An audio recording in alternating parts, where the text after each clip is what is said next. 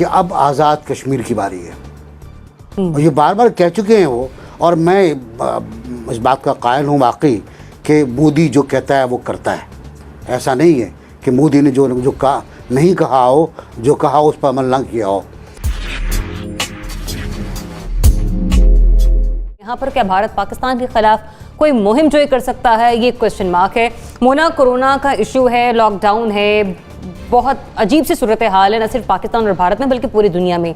इस मामला का भी भारत कोई ना कोई इस्तेमाल कर सकता है अपने लिए किसी न किसी तरीके से, कोई मुहिम जो जी बिल्कुल, इसमें कोई शुबा नहीं है। और ज़रियाब जैसे, बल्कि इससे पहले भी, अभी तो एक इसकी जो बात है, जो भी DGISPR का बयान है, उसका एक पूरा बैकग्राउंड है। उसका बैकग्राउंड है क्योंकि कश्मीर में ख़ास तौर पर जो 5 अगस्त 2019 को जो इक़दाम लिया गया, उसके अब नज़र आ रहे हैं कुछ, और हमेशा की तरह विद इन सेकेंड्स जो एक हरबा है भारत का कि विद इन सेकेंड्स पाकिस्तान पर उसका इल्ज़ाम लगाया जाता है। तो इस मरतबा भी यही हुआ है। एक हंदवाड़ा में जो अभी रिसेंट इनका एक आमना सामना हुआ है और अटैक हुआ है, बहुत भारी कैजुअल्टीज़ का सामना हुआ है वहाँ पर। इंडियन फ़ौज को भी, उनके अपने पुलिस के भी, वहाँ पर JNK पुलिस के भी एहलकार उसमें मारे गए हैं, और एक कर्नल तक उसमें मारे गए हैं भारतीय फ़ौज के। और वो फिर भी ये इल्ज़ाम आयद कर रहे हैं कि पाकिस्तान की तरफ से इन्फिल्ट्रेशन हुई है। तो वो माहौल इसमें बना रहे हैं, इसमें कोई शुबा नहीं है। मुझे वाकई इस बात का ख़तरा है कि एक तरफ आई वॉश वो दे रहे थे कि हम तमाम मिल के साउथ एशियन ममालिक कोरोना को शिकस्त दें, जो एक बहुत बड़ा आई वॉश था, और उन्होंने इस पर एक कॉन्फ्रेंस बुलाई थी वगैरह वगैरह। अभी रिसेंटली भी एक कॉन्फ्रेंस हुई है, वीडियो कॉन्फ्रेंस। लेकिन असल जो दर हकीकत बात है वो यही है कि वो यहाँ पर डाइग्रेस करना चाह रहे हैं, और वो ये भी देख रहे हैं कि जैसे जैसे दुनिया भर में लॉकडाउन ईज़ हो रहा है, तो कोरोना से जब ये जो इंटरनेशनल मीडिया की अटेंशन है जब हटेगी, तो दोबारा ये जो मसला है कश्मीर पर, जहाँ पर इंटरनेशनल मीडिया ने बहुत पॉजिटिव रोल अदा किया था और भरपूर उन्होंने इंडिया को एक्सपोज किया था, तो वो दोबारा सिलसिला शुरू हो जाएगा। उसके लिए उनकी प्रिपरेशन अभी से शुरू हो गई हैं। नासिर भाई चौधरी साहब, भारत हमेशा से अपनी नाकामियों पर पर्दा डालने के लिए उसका वतीरा रहा है कि वो पाकिस्तान के खिलाफ महाजराई हर्जा-सराई करना शुरू कर देता है। तो जिस तरह का जिक्र किया बाबर इफ्तिखार साहब ने कि वो अपने इंटरनल मामलात को बेस बनाकर एक्सटर्नली तौर पर पाकिस्तान को हिट करने की कोशिश कर सकता है या कर रहा है, ये वाकई ऐसा हो सकता है? और ये तो बड़ी ज़बरदस्त रिपोर्ट है। इसमें उन्होंने सैंक्शंस की भी सिफारिश की है। अब मुझे पता नहीं ये सिफारिश कितनी बामल होती है, लेकिन एक जो उनका एजेंडा है उसको जहन में रखिएगा, और वो एजेंडा वही है कि अब आज़ाद कश्मीर की बारी है। और ये बार बार कह चुके हैं वो, और मैं इस बात का कायल हूँ वाकई कि मोदी जो कहता है वो करता है। ऐसा नहीं है कि मोदी ने जो कहा नहीं कहा हो, जो कहा हो उस पर अमल ना किया हो। अब उसके दोनों मंशूरों में 37 का था, उसके दोनों मंशूरों में मकबूजा कश्मीर पे कब्ज़े का था, उसके दोनों मंशूरों में शरीयत के ख़िलाफ़ कार्रवाई थी, उसके दोनों मंशूरों में गैर मुकामी मुसलमानों को निकालने की बात थी। तो वो कर रहे हैं ना वो। और अब आज़ाद कश्मीर का भी कि पूरा कश्मीर हमारा है, पूरा कश्मीर हमारा है, तो वो आज़ाद कश्मीर को टारगेट करने की कोशिश कर रहा है। और ये छोटी मोटी जो आप देख रही हैं सूरत हाल, ये एक पूरी चेन है जो एक बिग पिक्चर की तरह आपको लेके जाएगी। तो ज़ाहिर हम तैयार हैं, हमारी फ़ौज भी तैयार है, हमारे आवाम को भी तैयार होना पड़ेगा।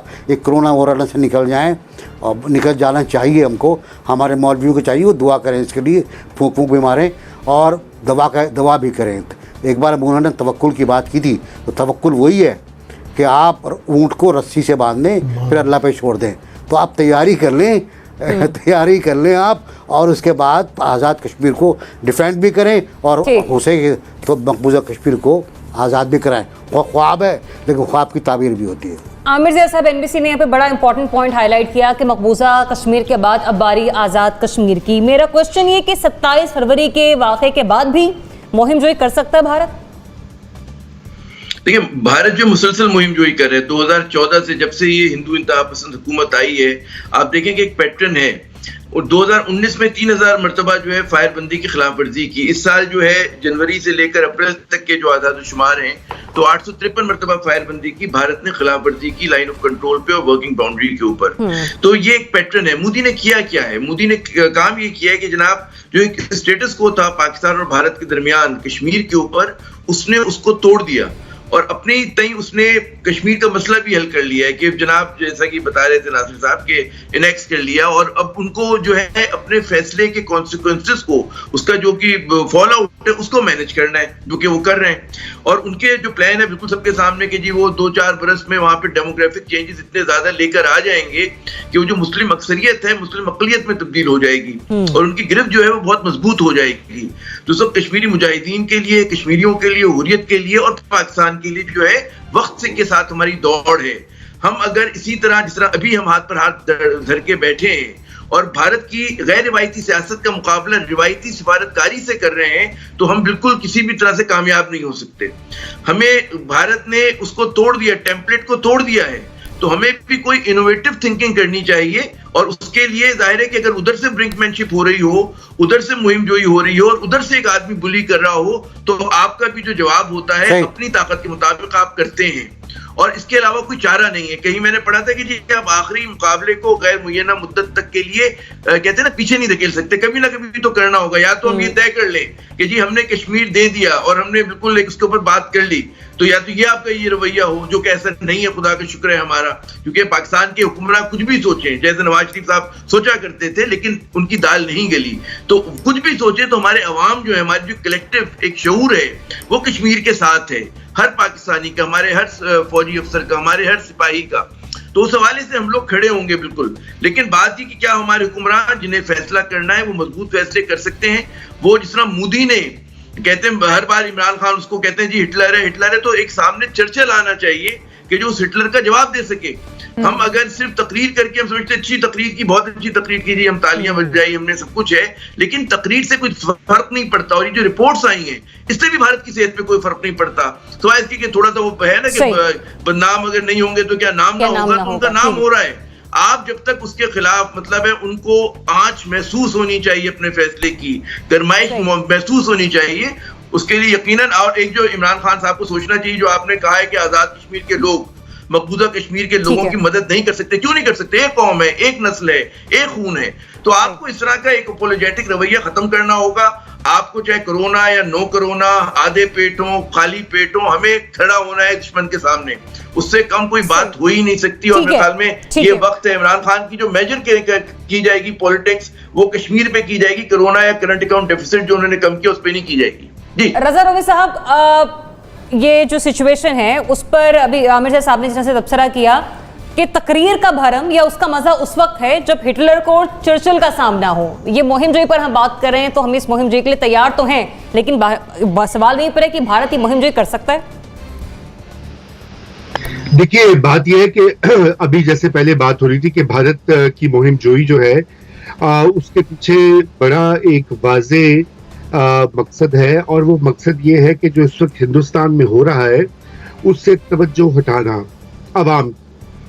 हिंदुस्तान जो है आपके जैसा कि आपने देखा है कि एक तो उनकी मईशत जो है वो मुस्तकिल गिरे जा रही है, और अब कोरोना वायरस की वजह से जो लॉकडाउन उन्होंने लगाए हैं इंडिया में, और अभी वो एक्सटेंड भी कर रहे हैं मई के तीसरे हफ्ते तक, तो उसकी वजह से माशी तौर पर वो बहुत नीचे गिर रहा है उसकी पूरी की पूरी इकोनॉमी जो है। और साथ में वहाँ पर जो सोशल टेंशन्स हैं जिसका कि अब जिक्र बहुत हो रहा है, चाहे वो मुसलमानों के खिलाफ कैंपेन हो या दीगर अक़लियतों के खिलाफ हो, तो मोदी सरकार जो है वो इस वक्त बिल्कुल अपनी मकबूलियत जो है बहुत तेजी से खो रही है।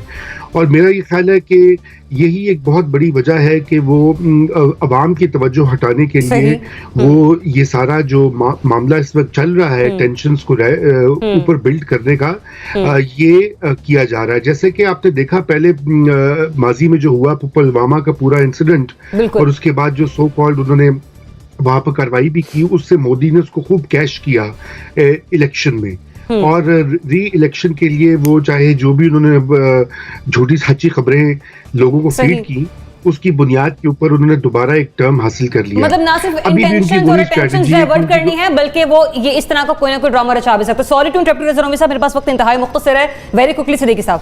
जी बिल्कुल, मोदी का जो सेकंड टर्म है तो उसका हाल बिल्कुल एक बदमस्त हाथी की तरह है, बल्कि मैं कहूँगा एक उस पागल हाथी की तरह है जिसके पाँव तले जो चीज़ भी आ रही है वो रोनता चला जा रहा है। उसने भारत की इकॉनमी को रोन दिया, जो भारत का एक सेकुलर नज़रिया था दुनिया में उसको रोन दिया।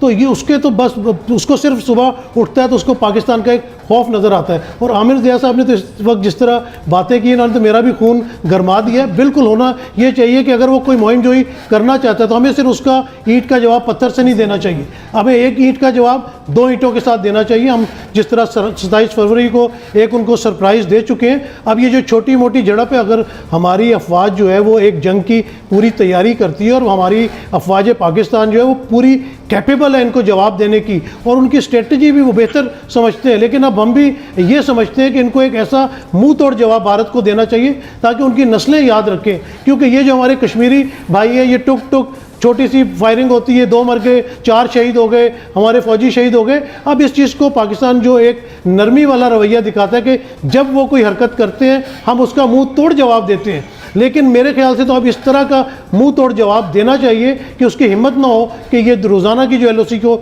ऊपर फायरिंग करता है और गरीब